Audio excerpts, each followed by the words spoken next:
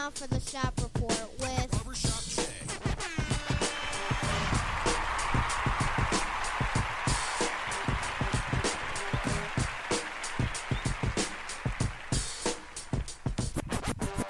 What up, sports fans? Welcome to the Shop Report. I'm Barbershop Jay. I'll be your host for the day. Here's what's happening. The number to call if you're up and around, you're out and about, and you want to give us a shout, area code 267-687-0026. Once again, that number is area code 267-687-0026. As always, we'd like to remind you that the Shop Report is being powered by none other than Rocket Digital Media, the one-stop shop for all your digital marketing needs. You can look them up on Facebook at RDM Detroit. Once again, that's at RDM Detroit. Or you can go to their website, rocketdigital.net, ROCKIT digital.net. And when you're there, tell them the BSJ sent you. Joining us on the P program today is none other than my cat from the NYC, a.k.a. Rucker Park. Brother Rich, what's happening? Man, I'm so honored to be with you. I'm glad that the meeting wrapped up today with Mr. Jones and the Cowboys ownership, and you was able to be with us. I know last week we had to have another show, so I'm just happy to be with you this weekend, and always, as always, just always the honored listeners, honored to be in front of listeners, always. Man, Double J. Good to hear your voice. Oh, my gosh. You might as well just keep it simple. Because, you know what I mean? I'm so glad I wear my boots when we get ready to do this. Because, boy, it be getting thick coming out there from the Cali. And on the other side of the ledger, we got my man from up north, Joey James, a.k.a. Double J. Tell the people what you say. Oh, it's always a beautiful day, no matter how you look at it. What? That's all you got? Really? From you? No 25-minute soliloquy? Oh, wow. I thought we had Stephen A. Smith on the program. All right, fellas, we got one on the menu today. And, of course, it is none other than the 2020 NBA playoffs resumation, as in things have picked back up again after the brief walkout / boycott / et cetera, et cetera, et cetera. We start this session today, of course, with a little bit of revisionist history, should I say, or let's go back in time or back at the beginning of the timeline to discuss none other than, of course, the brutal killing of George Floyd. This took place in May. Then here more recently, not even a week ago, Jacob Blake. We all know the story right now, but just to catch you up to speed, the man was shot 7 times in the back, all right, in Kenosha, Wisconsin. Regardless of his alleged past, Brother Rich, did the punishment fit the crime? Now, for all the listeners out there, we'll tie all of this in to the NBA and such as we move along. But again, Brother Rich, you know, I know, we all know what happened. Did the punishment fit the crime? Well, because it's an obvious question that deserves an obvious answer. Unfortunately, that answer does not appear to be in this world too obvious. Now, the human answer would be, of course not. It's ridiculous to even ask such a question. But you, being the host of this wonderful program, are forced to ask such a question because there are people who are actually debating whether or not that young man could have done something that was worthy of the death penalty. At the moment that a police officer determined it was his right to be judge, jury, and executioner of a young black man who had done nothing more than an alleged crime. He had done an alleged offense that was supposed to be not even criminal in nature. It was at most going to be a civil fine at that time that he could have gotten off with. But he was judged, he was tried, and he was executed on that spot that today marks one of the memorial sites that will be commemorated in the future. While they're talking about tearing down monuments, that site will be commemorated in the future as a mark to talk about a modern-day civil rights movement that has once again ensued in this country, that we're asking the question that is a human life as important as a golf shot. That's where I end my commentary to begin. Good one. Double J, what about you, man? You saw it. I saw it. We saw it. They saw it. Did the punishment fit the crime? Well, I don't believe any one unless you're an armed terrorist of, again, to that type of extreme, deserves that many rounds of a firearm. Again, I always try to look at it from both sides, as they say, especially when it comes to the interpretation from many. And again, I always leave out the background too. Again, the criminal justice system in itself is meant to be, once you're quote unquote rehabilitated, that's supposed to be left in the past. And so if that's not going to be the case, then, we as a society need to do, put something in paper that's going to state that, which, believe me, if you look at society as a whole with employment and things of that nature, it already does appear in many cases, unfortunately, that's not the case. Yeah, not the case. But I digress off that point, and I say this. For those that had pointed out not only his past, as I just covered, but the situation that was unfolding in front of us, the interesting part to me is that, as you pointed out, Jay, that it's been a week or so, and no one still seems to have a full understanding of the circumstances leading up to that.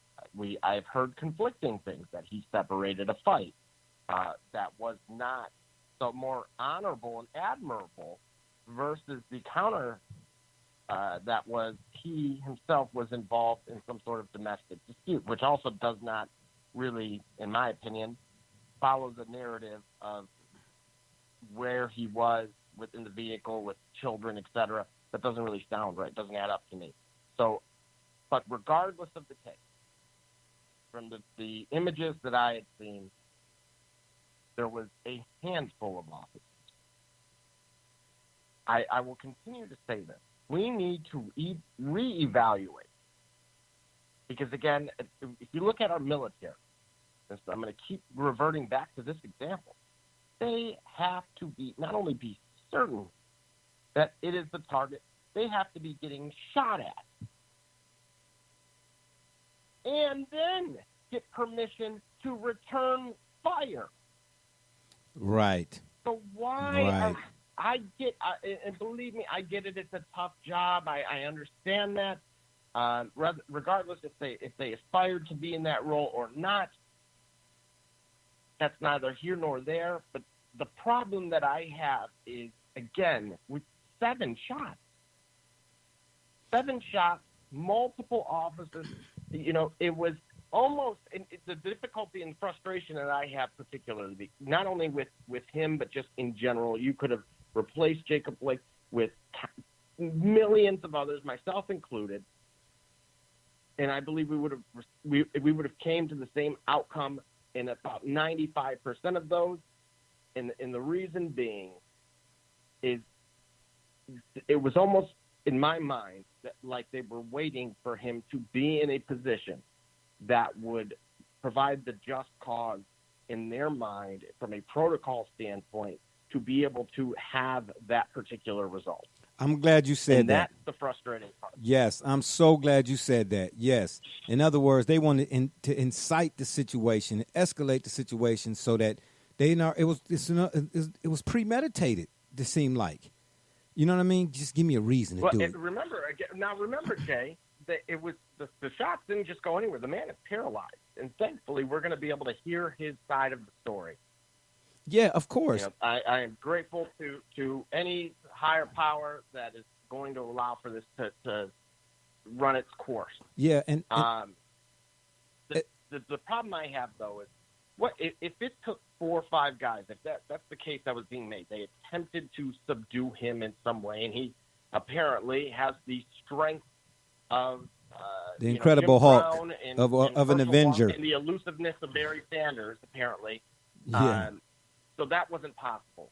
But what happened? If you're gonna open fire, isn't there tasers? What about that what? They're armed with? Well, wait. What about? Hold on. Hold on. fire somebody's calf muscle. I mean, come on. Let me throw this out there. What about a warning shot? Ever thought of a warning shot? And let me. And that's, but again, Jay, that's what further emphasizes my own personal rationale behind this. At the outcome that ultimately, unfortunately, took place, was that all of those things could have happened. This was not a car accident where you have 0.1 second to make a decision. This was, you had some time here. Right. That's why I said premeditated. Right. You could have.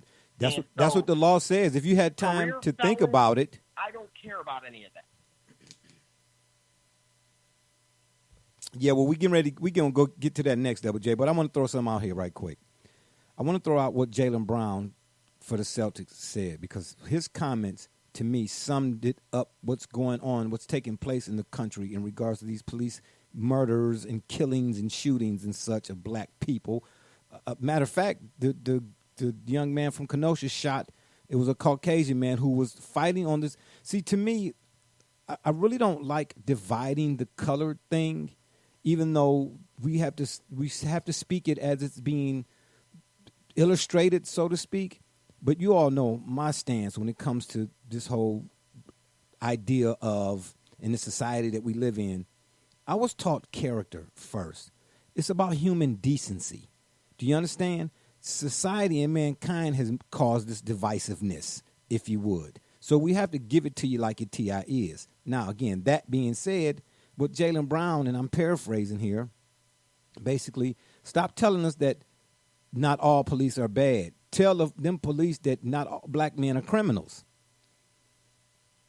And then I shared the post, Brother Rich, you not on Facebook, but I shared it shared the post on Facebook. And it was got a few comments and so on and so forth from a lot of folks or whatnot. But I thought it was so apropos, so simple and straight to the point. But let me get to my next part of this whole thing.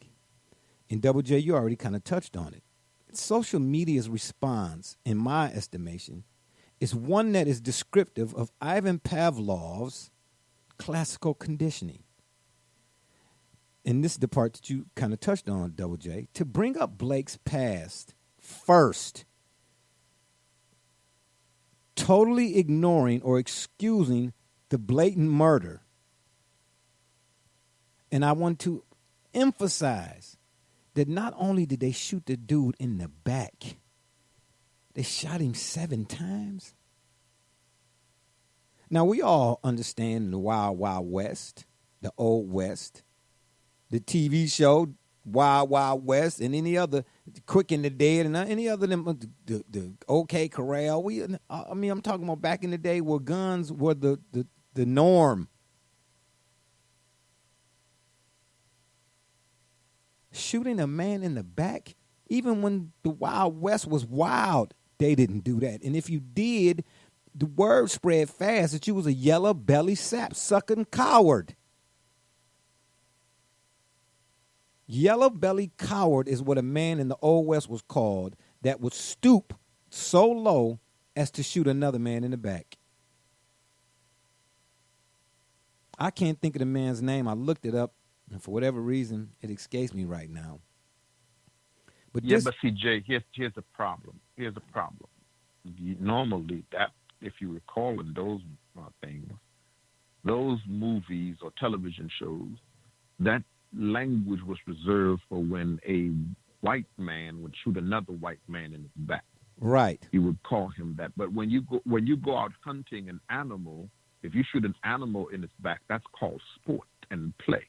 And so when a police officer guns down Jacob Blake, when they gunned down somebody in Compton yesterday, in South Central yesterday, when they gunned down George Floyd, when a police officer murders a black man in the way and manner in which they do it in America and throughout this planet, when they go and get trained in that manner and how to do it, and then they come back and practice it, this is why it's done simultaneously in a similar manner in every city. They'll do the same thing in Detroit that they do in Cleveland. You can find the case in Cleveland. Here in Cleveland, right where you are, where you used to live before you moved to Dallas, Remember Cleveland where they shot the Really? little brother? Really? They jumped out of the police car and shot Tamir Rice.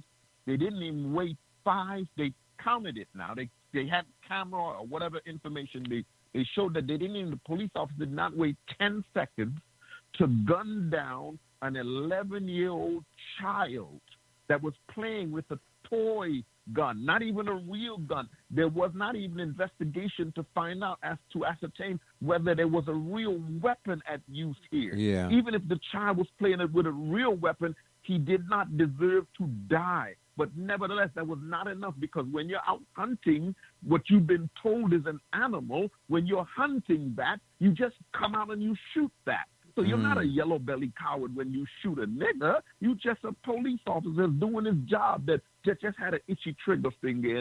And then the most powerful man in the land could say in a press conference on yesterday and repeat it several times today that police officers that make mistakes shooting black people are just like if you on a golf course. Jay, you've been on a golf course, Double J. You've been on one probably, Yeah. Jay. Some of the listeners been on the golf course. He said it's the president.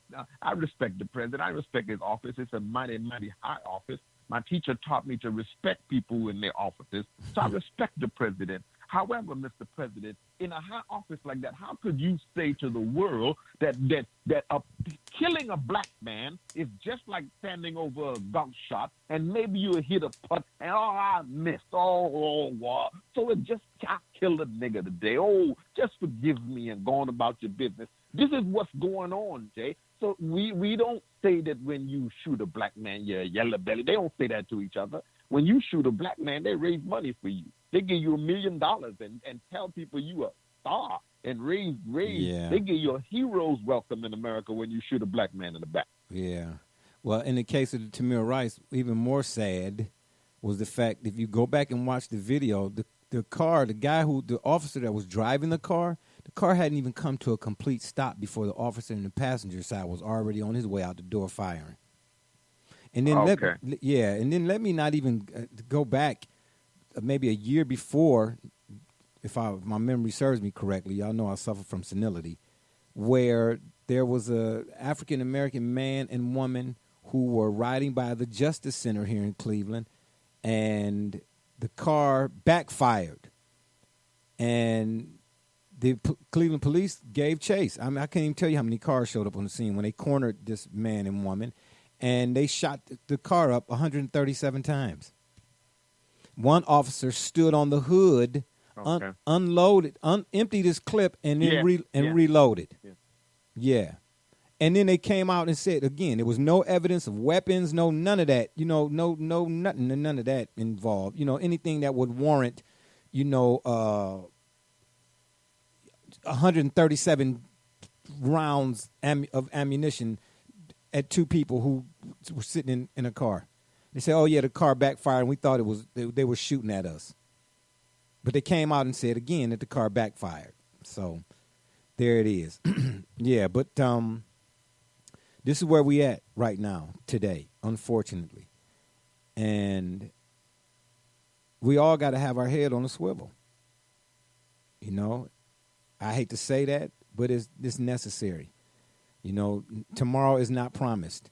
There's no truer words are spoken outside of the pen being mightier than the sword. But, yeah, tomorrow is never promised. And that is all too glaringly obvious now. But in the end, you keep doing what you're doing.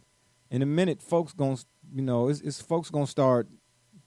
You can't just back somebody into a corner and not expect them, they sociologists and anthropologists, if you would, they'd tell you it's a term called fight or flight. You can't just keep doing what you're doing to people and not expect some sort of recourse. And that's what it smelled like in the air. From how people can go outside and smell the rain about to hit? Yeah, that's what it smelled like to me. But meanwhile, back in Portland, the riots continue. Somebody there got killed, shot in the chest amongst the protesters and the 45 supporters and, and so on and so forth. Again, I just see this whole thing getting uglier and uglier and uglier by the day. So be ready or don't be ready. It's up to you. But in response, of course, to yet another senseless murder of yet another black man, The Milwaukee Bucks, if only for a moment, brought the NBA playoffs and the sports world in general to a screeching halt by walking off the court impromptu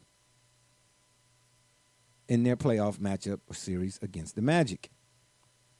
Double J, when this happened, did you think that not only would the NBA season, well, of course, would be over, but maybe over for good?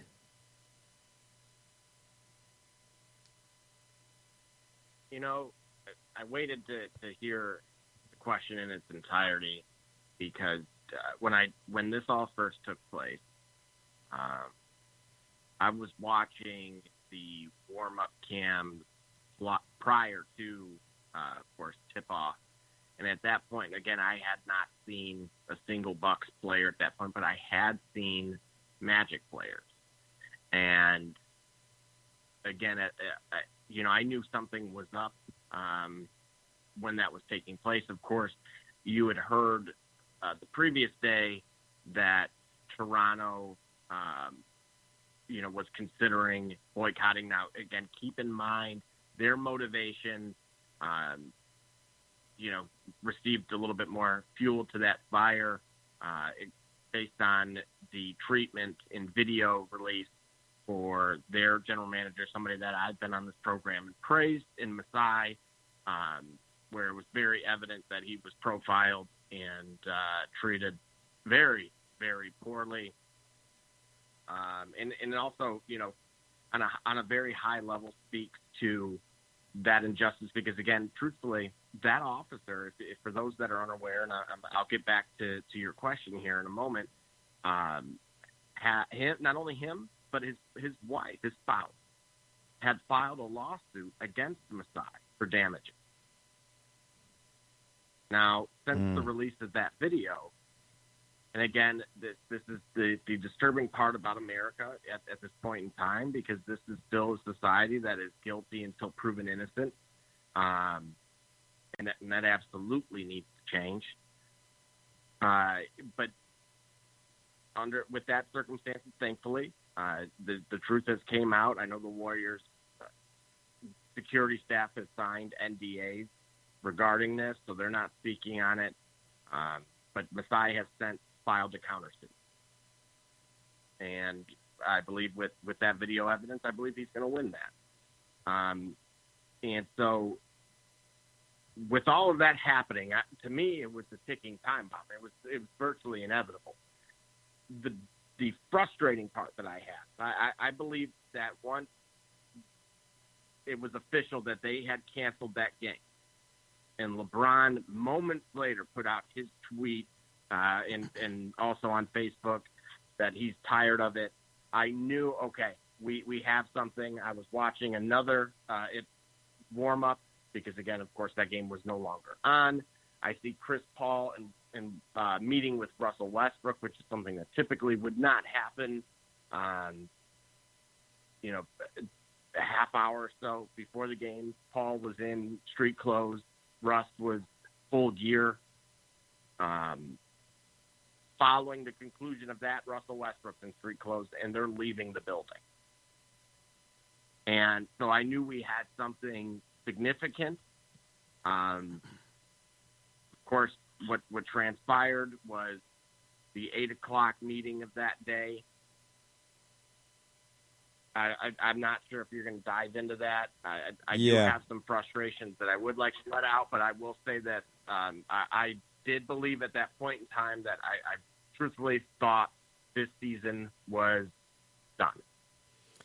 Brother Rich, before I get your thoughts on the Bucks walkout, let me read to you what the reaction from the White House was when the Bucks walked out. Of course, 45 made his comments.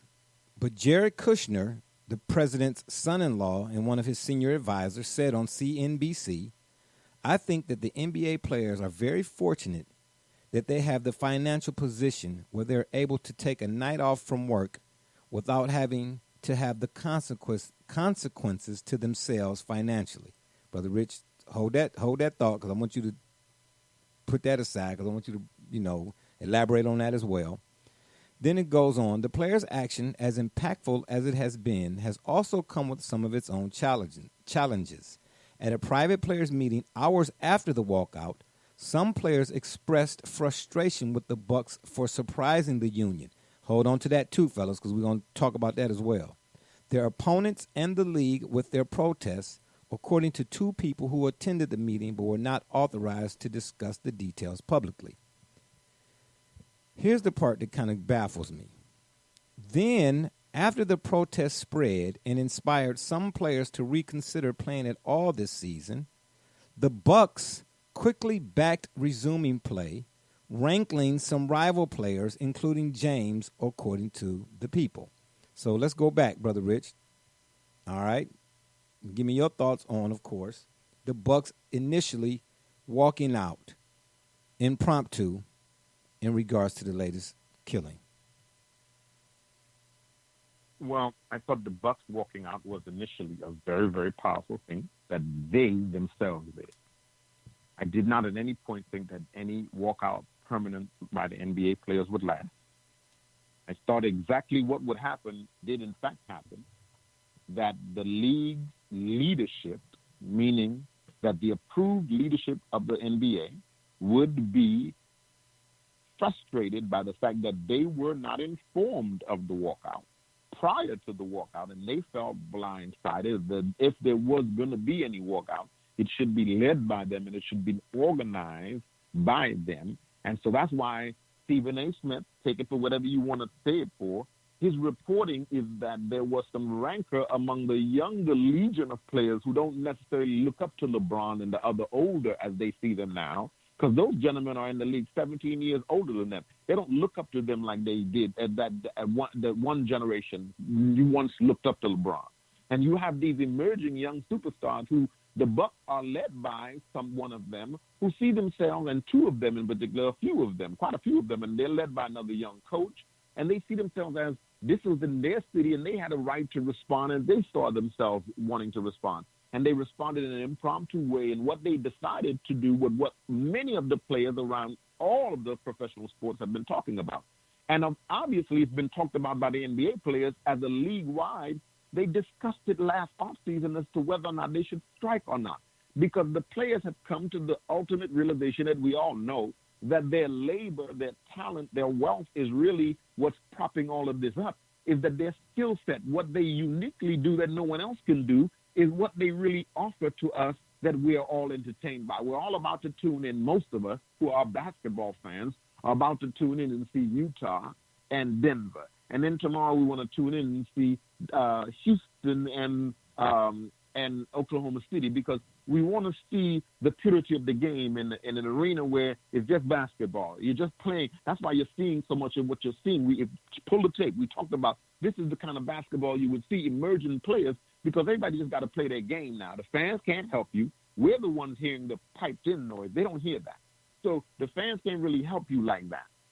They're hearing each other, and they're hearing their teammates on the sideline.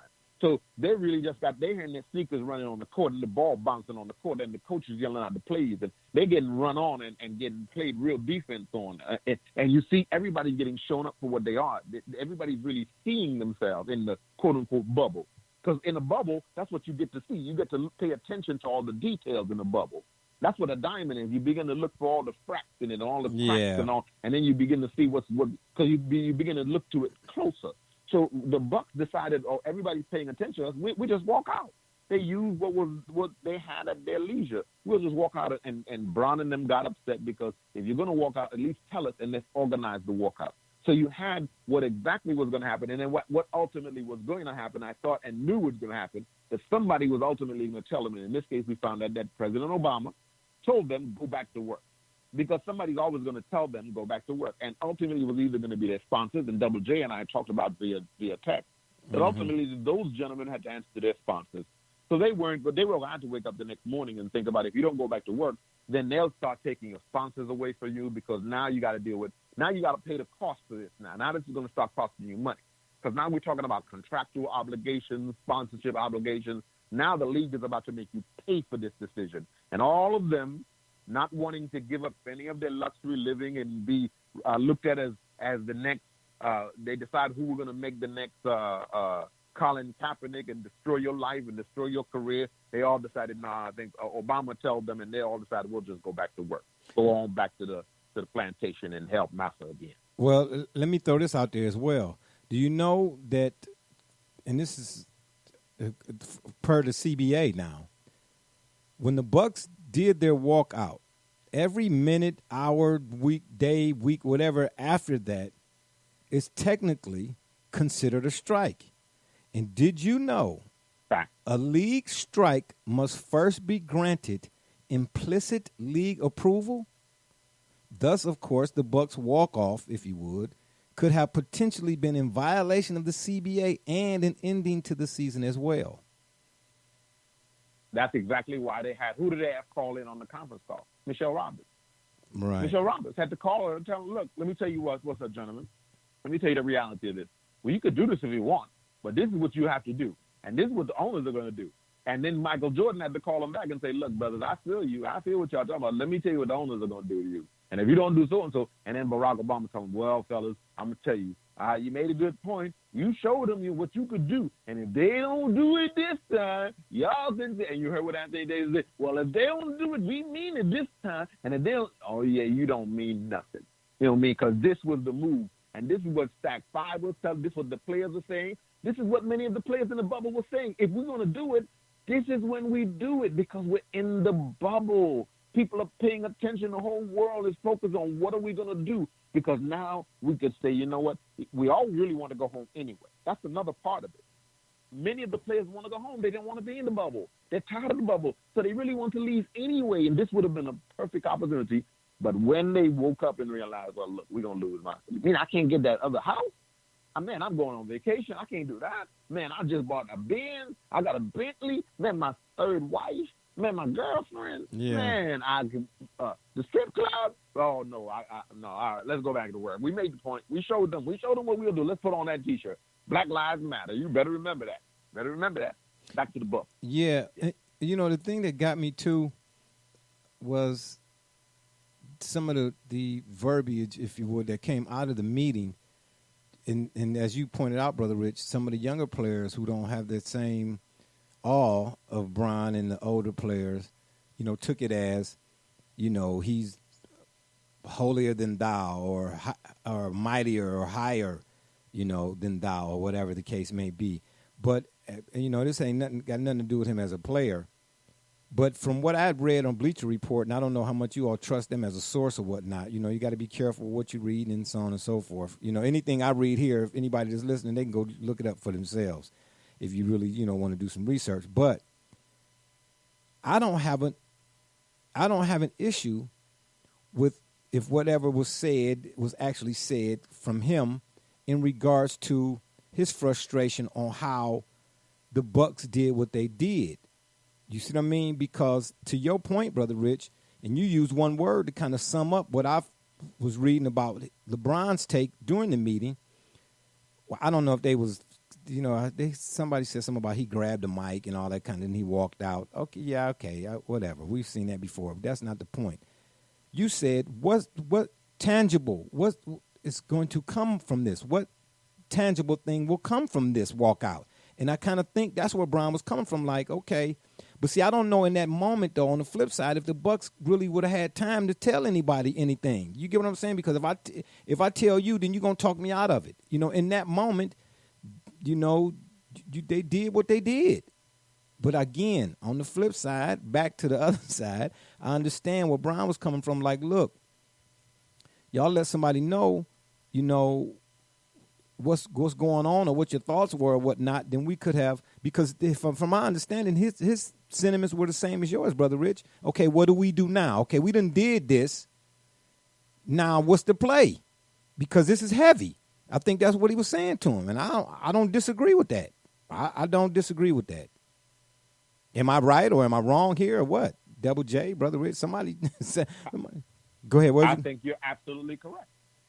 Yeah, I don't. I mean, you got to have. We talk about. We mentioned it on more than one occasion. The art of war. You got to have a strategy when you're doing something of this magnitude. But again, I understand why the Bucks did it. But going back right quick, brother, which I want to get your thoughts on what Kushner said. Do you want me to read it again?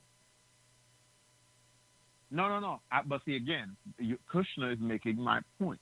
His commentary speaks to what I said. He said, I'm going to call LeBron. Why? Because he knows who to call to get the slaves back on the field. Got you. Get them niggas back in line. You better remind them. He's going to call the league office and tell them he's from New York. He know Michelle Roberts' number. Call Michelle Roberts. Tell her to get Brown on the phone. Let's get the conference over with the owners. Let me remind them. The owners just got to tell them, look, you all could strike if you want to, but exactly what you just quoted to us, this is what happened. We could fine you for breaking all of y'all have broken your CBA. All your contracts are now null and void. You now got to pay us back for everything we paid you for this season already because you violated your contract by not doing that. You didn't And then Michelle Roberts told him, that's right. That's in the CBA. Well, I didn't know it was in the CBA. No. And then LeBron said, see what I told y'all? We had to organize. Y'all got to run it by us. And then that's what the ownership and the league, that's how the CBA is set up. They can't just do that. That's why they tell them you got to stand for the national anthem. That's why they tell them you got to wear this color. You got to wear this. Them boys know they're under law and order, talking like they some free. They're not free. They're slaves. They just well-paid slaves. They got a good job. They're house niggas, and we're field niggas. And we get this confused because they seem like they got a voice. We give them a half a clap, but they ain't sacrificing nothing. They can only put the names on the jerseys in the same playoff that the master told them to put. They told them you can say this. They have to get it approved. Everything they do, they got to get approved. They're not free. There's things they want to tell and say, but they can't say it. Yeah. That's why I say ain't no Ali. Well, you can say Cap, of course. But Muhammad Ali, he them dudes back then, man, and Bill Russell and all of them. Kaepernick paid a price, man. Yeah. They talked about Kaepernick like a dog on the news for years. He was a terrible person. And now everybody want to pretend we taking a knee. Come on, man. Let's joke. Let's stop joking around. Yeah. It's okay. It's fashionable to take a knee now. Yeah. Well, say her name. What is her name? Most people don't even know what her name is. Say her name. These are just slogans now. Black Lives Matter. You ride everybody lawn, and they got a building, every business, Black Lives Matter. What does that mean? What does Black Lives Matter really mean? Do Black Lives really matter? Or is that just now a new slogan now? Everybody can say Black Lives Matter. We feel all good. So now all the NBA players can say Black Lives Matter. Come on. But look at the black community that birthed you. Yeah, well, I had a young dude and I was having a conversation about that. And he was like, that's one thing the NBA should have did. He said, man, for all the talent that then came out of the black communities throughout the years since the NBA's inception or since it's been around being called the NBA, he said there's no way in the world that the communities from which they done got players from, that them communities shouldn't be thriving. If nothing else, basketball. They should have new rec centers, new everything in all them areas. Wherever Earl Pearl Monroe came from, it should be a new rec center in that area. You know what I'm saying? An up-to-date and kept-up rec center. And this is a young dude, man. He's 28. You know what I mean? But I do want to add that there wasn't just basketball that took a stance momentary, if nothing else. In baseball, at least seven of the games were postponed. Ron Rivera, coach of the professional football team, the Washington, which we all know has a franchise with a troubled history on race, said the day will be reserved for reflection instead of football. The New York Jets, the Indianapolis Colts, and the Green Bay Packers were among the teams that also canceled practices. And I'm with you, brother. It just all seems kind of hollow, so to speak. But here's one. But Jay, we got to give up the one we got to give up to the most is the WNBA. They got the most to lose, and they always do the most. No question. And they go against their ownership. They got terrible contracts for the kind of pros they are. And I'm on record. I'm not a fan of that, but I'm always a fan of what those young women do and the stances they take. And they don't just take stances on women's issues. They're on the forefront. The WNBA is on the forefront of most of the issues. They're always out there pushing if it's Breonna Taylor, but if it's Jacob Blake or George Floyd, no matter who it is, or Tamir Rice, they're always on the leading edge of that kind of thing. And you always have to applaud them for that. And they do things and they act against, there's one group, they're even against their own personal owner because of her particular standards. Yeah. And they won't even acknowledge her name. You see? And so when you take that kind of bold stance that gets you as a whole entity and a whole group ostracized, and you don't have sponsorships that already, you don't have good sponsorship and good deals, and you have your contracts are very sketchy at best, but you still take stances, I'll give you more of an applause than some of these brothers who got $50 million contracts, and they just need a phone call and be told, go back to work. And they go back to work, and we're not even sure what they even got out the deal. The officers in Milwaukee still haven't been arrested.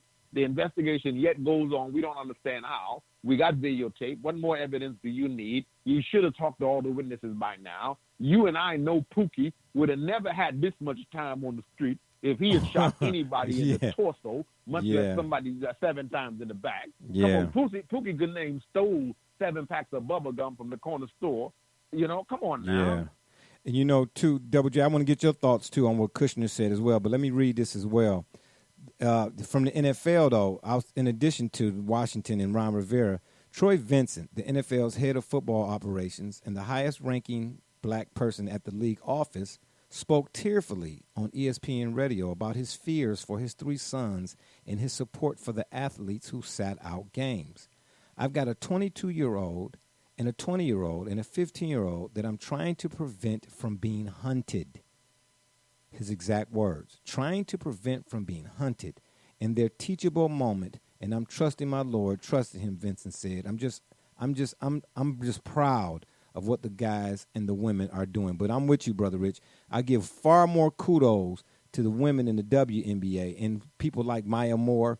You want to talk about sacrifice something, she gave up her career, and she was just getting started to help the young man, to fight for the young man to get freed from a prison sentence. Because we all know that when it comes to the prison sentence, and the disparity in the sentencing and so on and so forth, there's a lot more people, I promise you, it's a lot more people behind bars in the penitentiary for wrongful convictions or wrongful imprisonment than there are those who actually committed the crimes. I'm telling you that for a fact. Double J, your thoughts on what Jared Kushner said in regards to, and his response was kind of real dismissive, like to Brother Richard's point, like y'all know who run this. You know what I'm saying? Y'all better get on and be able to think twice about what you did here. Okay? Yeah, golf clap from across the room. Double J, your thoughts? Well, that was my personal issue with all of this, because it truthfully reflected society in their perspectives there on the situation, because many the naysayers, so to speak, that chose that route said, well, what's sitting out one day going to do? And again, that was mere moments after the Bucks walked out, almost anticipating that there is no way they're going to extend it any longer than that. You had plenty of people say, I just want my sport, because, again, the decision, in a positive way, not LeBron's decision, caught fire and was echoed across Major League Baseball, Major League Soccer, and then, of course, followed by the National Hockey League, which, again, those games are taking place in Canada, not in the United States right now. Even in tennis. Yeah, now Naomi Osaka. Is that that's what you're going to say? Yeah, she had. Absolutely. So the point being, and in the comments that were made, the disappointing part, and I get it. So look, when as Brother Rich pointed out from the business side of things, I saw right front and center, and it was discussed even on Fox Business, how much they were going to lose, and if for those that aren't aware, too, the collective bargaining agreement, which we talked about, is set to expire, I want to say, in about a year from now. So, especially with the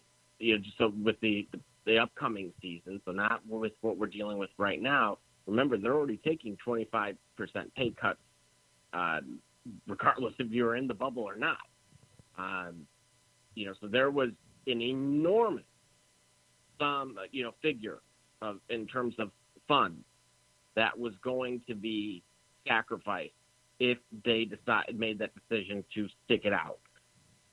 The disappointing part, and I'm not going to say it quite as well as Brother Rich did, but that would have been the best way. Because you know what? You had people saying, I just want my sport. You finally had their attention. You finally had people talking about it. That we're finally having the conversation. And you proved in the worst way possible that you guys couldn't come together. That LeBron felt slighted. That it wasn't, he couldn't be the glory hound that he's become ever since he's left Cleveland the first time. Yeah. And the other guys saying, no, I want to take I'm the captain now, so to speak. They had it. Everything was in front of them. Because you know what? If the league would have dared to have given them any repercussions, that would have been league suicide. You idiot. Yeah. We said the same thing about the NFL players, even though it wasn't anything to this degree. But when they... No, and Jay, I don't even want to entertain that. We've said this so many times on this program. Yeah. Those guys in the NFL, they dropped the ball. That is, and I think absolutely. They dropped the ball. That is it. Yeah, they dropped the ball. As Brother Rich pointed out with the Kaepernick example, they will not even come close to this. Yeah. So anything that they do is a PR stunt that's approved. That's where I was going. By Commissioner Goodell. Yeah. And it looks like the same thing we've been saying about the NBA too now. So let me ask you all this, Double J, while we still got you live, so to speak. With whatever leverage looked like was on the horizon from this walkout, boycott, whatever, is that leverage gone for good? In all honesty, yeah, it is. Because they had the collective, not only sports world, they had the business world on its knees. Yeah. They had the attention of everyone. You talked about not only 45, you mentioned others that you typically wouldn't hear from, brother-in-laws and such. Yeah. You had former presidents being consulted. The point was the conversations were being had that otherwise had not taken place. I'm going to say this and I'm going to say it strongly. I don't give a damn if you get the owners on board to do some more charity work in the local communities. That's not going to do a damn thing to solve the problem. Yeah. And what's the... all you did was bow down to your master and show that you are as much a company person as they are, who didn't do a damn thing. Yeah, I mean, and to quote What did you prove? What did you prove by sitting out a day? You didn't prove anything. You were the first to say you were going back. People were still canceling games in other sports following days. Look at the women of the league. They had more balls than the men. Oh, hey. All right, yeah, well, I mean, tell it like it is. Shucks, tell it like it is. Yeah, that's why I said at the end of the day, when the crazy part is the young guy came to me at the job and he was like, Jay, he said, I'm salty, man. I said, what's going on? He said, man, because He said, man, I thought we was. He said, when I seen it, he said I was proud, man. He said, then they turn around not even 10 minutes later, and they talking about going back. He said, what was the point? If you're gonna do it, Jay, then do it. It seemed hollow. It just seemed hollow. That's why I'm asking you, WJ. Hold on before. Hold on. That's why I'm asking. And Brother Rich, I hope, because I'm coming back to you with this one. That's why I'm asking. Is the leverage gone? So if the leverage is gone, anything from this point forward in quote unquote Black Lives Matter and equality and all of that, it's like the little boy who cried when the little boy who cried wolf came to the villagers for the third time. Yeah, man, get out of here. Is that going to be our reaction now? Is that the appropriate reaction now? Because if you didn't do nothing, if you didn't follow through on this, then anything and everything you say now to this point, what I'm changing the channel. Well, I don't know if you're coming back to me with this or you wait going to Double J, but so I'm waiting because I certainly have a response. All right. Go ahead, Brother Rich. Well, again, here's your question. Is that going to be the response now? What has the response ever been different, Jay? This is not new. What more are they waiting for? This was their moment. What Double J said to us, this was their moment from a business perspective, from the fact that the eyes of the world were upon you, from the fact that this is a unique moment in history. Remember now, there have been incidences with the police in the past. None of them galvanized us as these more recent ones have. In particular, with the murder of George Floyd, caught on camera, where even members of Congress had to take a knee in the hallowed halls of Congress. And in so doing, they postulated that while they were on their knees, they needed towels and pillows and this. And they began to wonder, how could another human being lean on another human being's neck for that long? So the whole world was focused. You saw protests in France. So we're in a moment in history here. And we have our leaders, so-called, our multi-millionaire, young, vibrant, great minds, our young gladiators are here. They're on the front stage. They could make a movement happen. They could take an opportunity to lead a movement and say, we will not play again until those police officers are arrested. The entire NBA is under arrest until those police officers are under arrest. And instead of doing that or making one demand and showing we're going to make this one thing come true today, we're going to demand that all police departments throughout the country, we're not playing again until a particular law is passed, that we're going to have community oversight. We want an immediate session of Congress. Just whatever it would have been, they could have demanded in that moment. We don't know what came out of this. But what we do know, though, is that the Jazz are playing the Denver Nuggets tonight as the NBA desires. We know that. We know that the NBA ratings are going to go as they have been desired on ABC. They're gonna go up a little bit tonight because we're gonna tune in and we're gonna watch for what we haven't watched in many, many years. The Utah Jazz play the Denver Nuggets. That's what the NBA wants. We don't know what LeBron wants. We don't know what the players want. We don't know what Black Lives Matter means, but we know that tonight the Denver Nuggets are going to play the Utah Jazz. We do know that. Well, I tell you what, I'm going to cap things off. This is good stuff, too, fellas, and I appreciate you all, expressing your frustrations because I, too, am frustrated. But I'm not surprised, okay?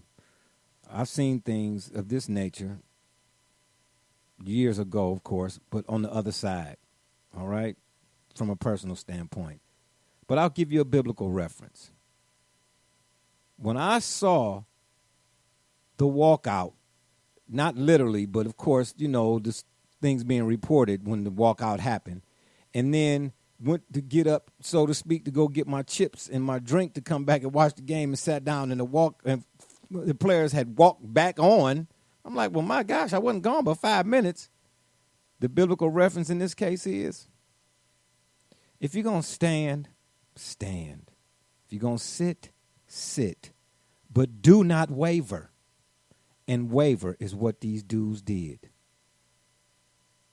Waver is what they did. So miss me with any of your calls and movement rhetoric at this point, because that's all it is to me. I will always go back to Cap and Ali and them dudes back then, because Ali especially, when you talk about sacrifice, what he faced by taking the stance that he took and them other players during at that time in the country, especially in America, I'm saying in the country, I'm saying country, but I was thinking world, excuse me, all over the country at that time, it was heightened to the 10th power, racism and hatred and things of that nature. So for him to take that stance then was monumental. And once he took it, he didn't move up off of it. They took his boxing license from him at a time where he was in his prime.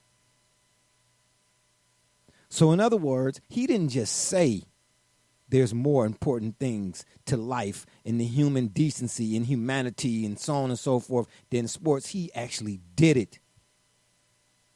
These dudes we see, they just talking about it. It was a nice gesture. It was a nice gesture, but it didn't weigh nothing. That's why I keep calling it the Today BA and the New BA and Bransketball and all of that kind of stuff. And why I'll tell you, I'll still watch it because I'm a fan of the sport. When I'm a fan of sport in general, it's in my blood. But with the same fervor that I did as I was coming up, not happening. My NBA is gone. And shout out to my man Craig Hodges, because he was on something too. On to something a long time ago, and Kyrie Irving. Now, there's a lot of talk whether folks should be apologizing to him or not. I don't know. I don't care. All I know is he was at the forefront of this whole thing when he said we shouldn't even go down there we shouldn't even go to the bubble, period. But of course, the pom-poms, the prisoners of the moment, the Bransketball fans, they was all over him. I wasn't one of him, because what he said made sense. But, of course, folks want to say, the earth was flat, and make a mockery of the whole thing. But that's okay. Same thing, make you laugh, won't make you cry. I guarantee it. We're going to close things out. I'm going to read an article to you all from the 1961 Boston Celtics, because, this is not the first time a stand was taken in the NBA or a walkout.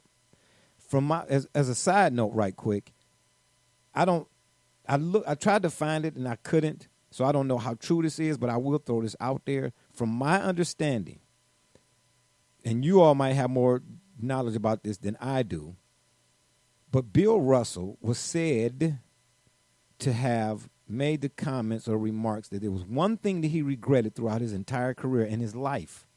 And he was like, the day Martin Luther King was shot and killed, they played the game. He said, that's my one regret was playing when instead I should have not been playing. But I digress.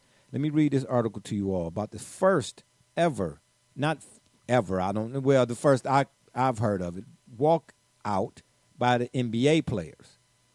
Decades before Wednesday's walkout by the Milwaukee Bucks brought the playoffs to a halt, a few NBA pioneers took a similarly brave stand against racial injustice.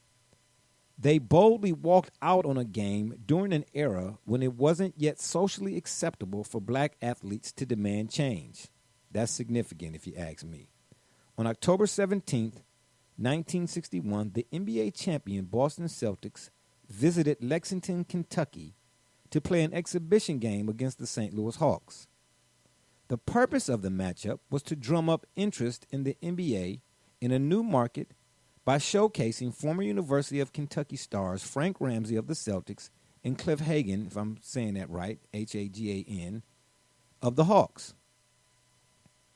Soon after the Celtics arrived at the Phoenix Hotel in Lexington and checked into their rooms, Sam Jones and Tom Satch, quote-unquote Sanders, came downstairs for an early dinner. The two black future Basketball Hall of Fame members asked for a table at the hotel's cafe, but Jones told Yahoo Sports on Thursday that the hostess turned them away at the door. "Ma'am, we're staying at the hotel," Jones incredulously told the hostess. "I'm sorry, but we don't serve Negroes," he recalls her responding. Incensed and humiliated, Jones told Sanders that he was ready to pack his bags and fly home. They were on their way back upstairs when they ran into teammates Bill Russell and Casey Jones getting off the elevator. Russell said he and KC were on their way to eat. "Not in this hotel," Sam Jones replied. The Boston Celtics were the first NBA team to draft a black player and to do away with racial quotas. But playing for the league's most progressive franchise didn't make Jones and his teammates immune to racism. In fact, burglars once infamously broke into Russell's home in the Boston suburbs, smashed his trophies, defecated in his bed, and spray-painted racial slurs on the walls. One night during that era, the Celtics arrived in St. Louis after 9 p.m. and found the dining room at their hotel had already closed for the night. Jones and Russell had to drive to a predominantly black part of town to eat because nearby restaurants wouldn't serve them. It was even worse when the Celtics showed up to their Charlotte hotel the night before a game in the late 1950s. The hotel manager told Celtics coach Red Auerbach that he would not provide rooms to the team's black players, leaving them scrambling to find other accommodations. Red was flabbergasted, Sam Jones said. He thought the league had taken care of it. That's when Russell turned to Red and told him, "This is never going to happen again. If this ever happens again, we're not playing." Russell and his black teammates followed through on that promise in 1961 when denied service in Lexington. They knocked on the door of Auerbach's hotel room and explained what happened downstairs at the cafe. The way Jones remembers it, Auerbach called the hotel manager to demand an apology. The Celtics coach managed to secure permission for the players to eat in the cafe, but that was not enough to appease their anger. "Coach, I'm not going to eat in this hotel," Jones told Auerbach. "First of all, I've been embarrassed. Second of all, if we eat here, they're not going to let any other blacks eat at this hotel. So I don't want to eat here. I want to go home." Auerbach eventually acquiesced. For all you all out there who got trouble with the hooked on phonics or didn't have a leapfrog, that means he gave in. Not only did he give Boston's black players permission to fly home, he also personally drove them to the airport. A fifth black player for the Celtics, rookie Al Butler, left with Russell, Sanders, Casey Jones, and Sam Jones.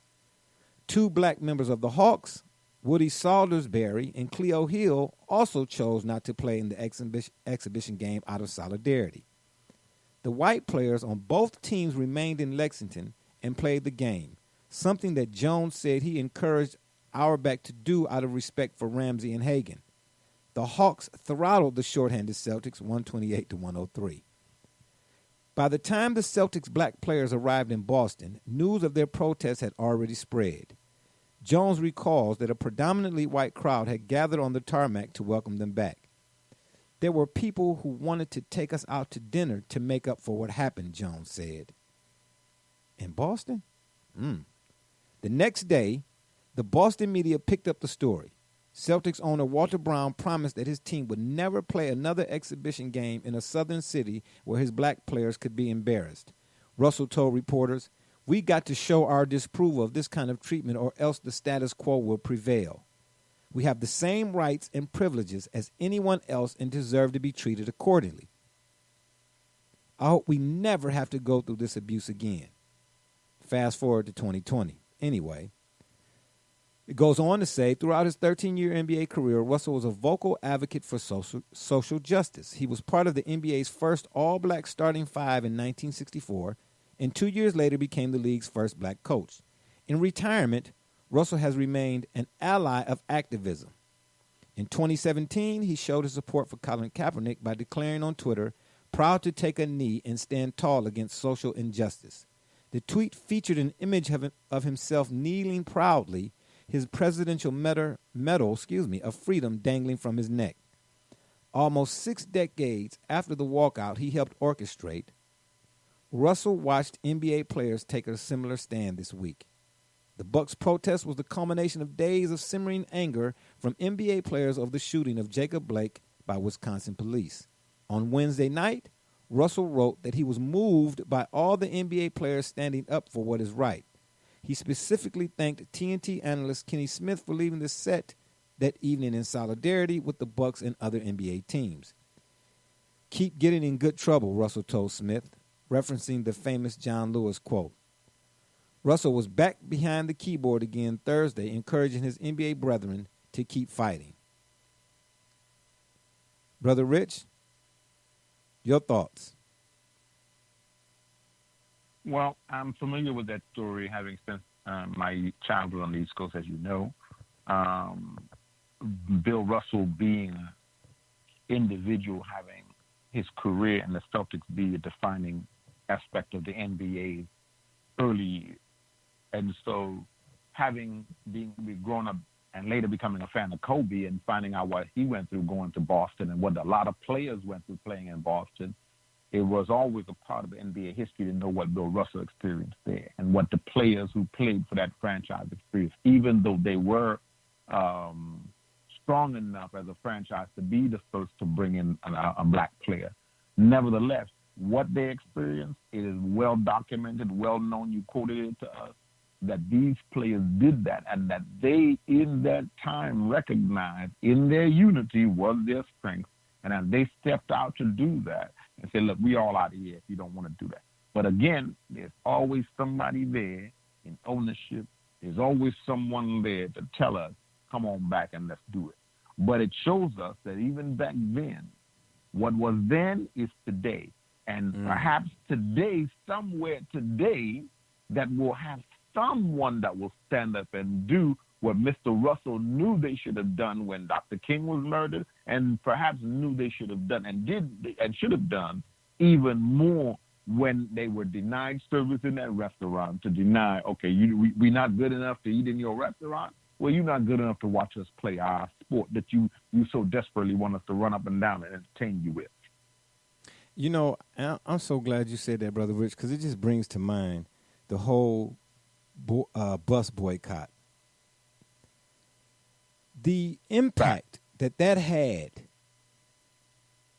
was far greater, and it was a good example of the impact that could be had when you take a stand. We all know what happened to Rosa Parks and whatnot, and Martin Luther King told everybody back then. But see, what you had in the communities back then from the folks who looked like me was a unity.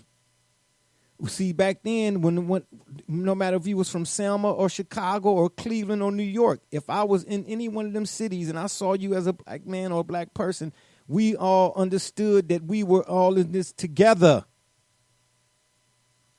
We missing that now. It's a lot of talk, but we missing that now.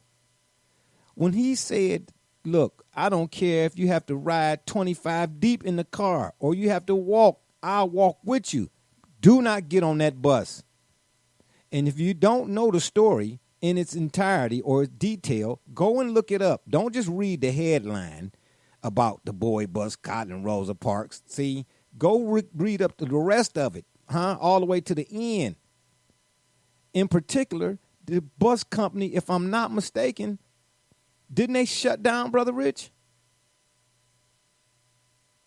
Absolute fact. I think, if I'm not mistaken, they had to shut down because they lost so much.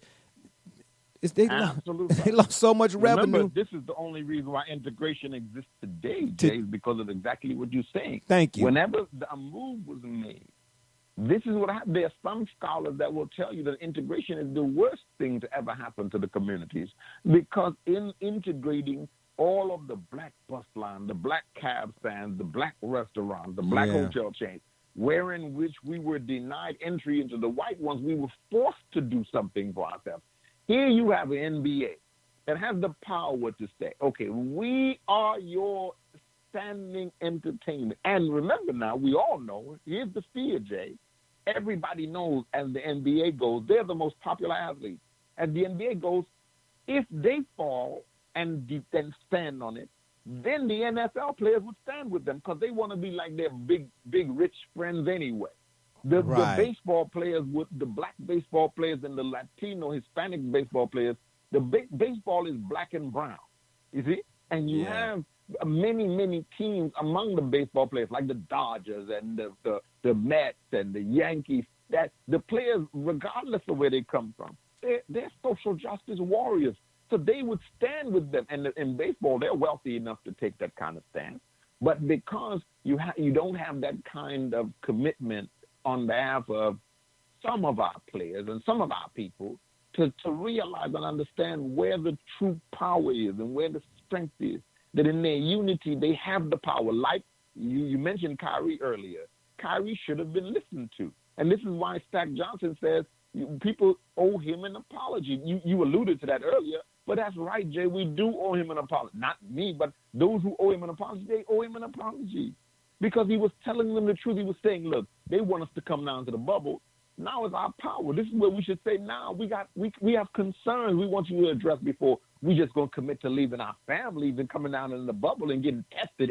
These players are tested every day. They have to expose their now young minor children to being tested every day. This invasive test you have to take every day just so they can entertain us. But really it's so they can get their money and answer their sponsors.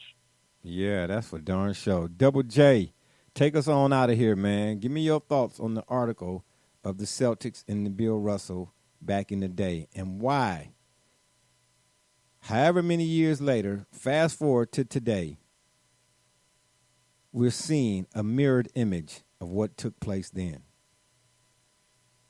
Nothing has changed. Well, that's the point. You know, again, when all of that took place, we weren't where we were technologically speaking. The stars couldn't have aligned any better than the previous, than where we are. You know, again, if you look globally, a lot of sports have concluded for the year. They're about to restart as well in these next few weeks.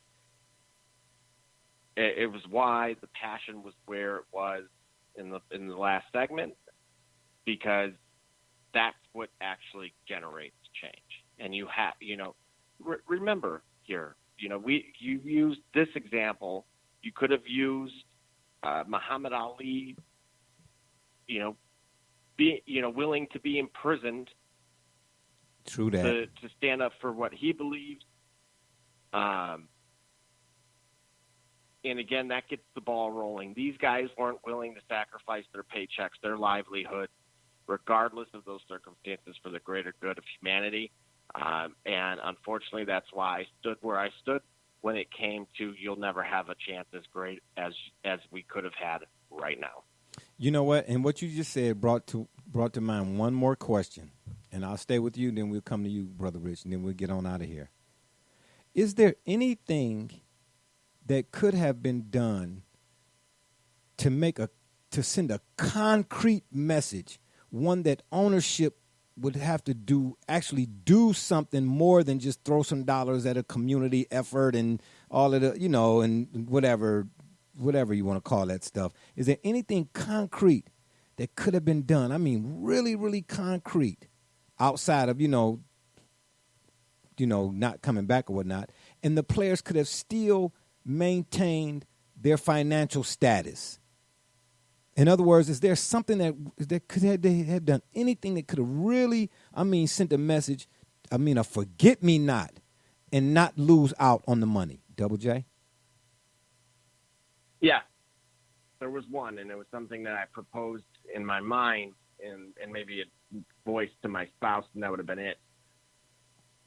You tip off, and you have shot clock violations, depending on the score of your particular series, elimination game, for example. You let the opponent win with a final score of 2-0, where it is absolutely atrocious to watch two teams painfully long inbounding a ball, crossing half court, and letting a shot clock expire consistently.